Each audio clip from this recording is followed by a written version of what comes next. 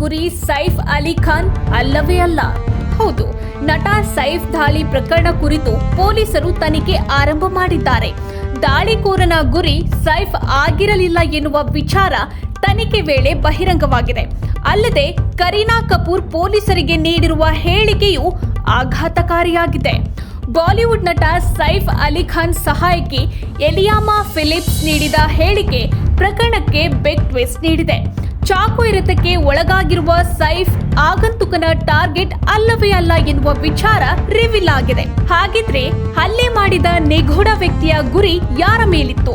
ಇಲ್ಲಿದೆ ಅದರ ಕಂಪ್ಲೀಟ್ ಮಾಹಿತಿ. ಸೈಫ್ ಕರೀನಾ ಅವರ ಪುಟ್ಟ ಮಗ ಜೈ ಅಲಿ ಖಾನ್ ದಾಳಿಕೋರನ ಗುರಿ ಎಂಬ ಆಘಾತಕಾರಿ ಮಾಹಿತಿ ಹೊರಬೀಳುತ್ತಿದೆ.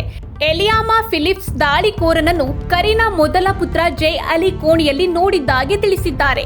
ಇದರಿಂದ ಪೊಲೀಸರು ತನಿಖೆ ಚುರುಕುಗೊಳಿಸಿದ್ದಾರೆ.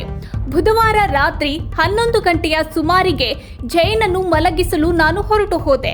ಸುಮಾರು 2 ಗಂಟೆಗೆ ನನಗೆ ಎಚ್ಚರವಾಯಿತು.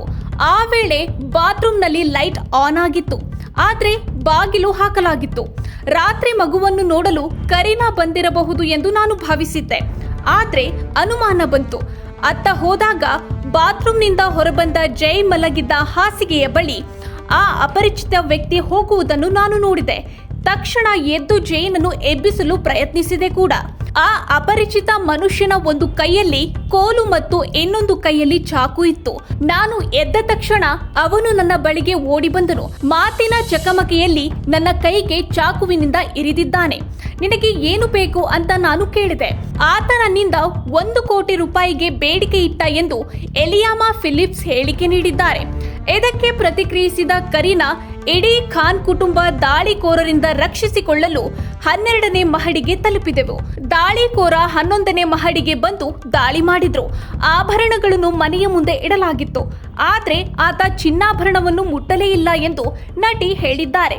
ಈ ಬಗ್ಗೆ ಪೊಲೀಸರು ಕೂಲಂಕುಷವಾಗಿ ತನಿಖೆ ನಡೆಸುತ್ತಿದ್ದಾರೆ. ಈ ಮಾಹಿತಿ ನಿಮಗೆ ಇಷ್ಟವಾಗಿದ್ದಲ್ಲಿ ಲೈಕ್ ಮಾಡಿ, NCIB ಟೈಮ್ಸ್ ಮೀಡಿಯಾ ಚಾನೆಲ್ನ ಸಬ್ಸ್ಕ್ರೈಬ್ ಮಾಡಿ.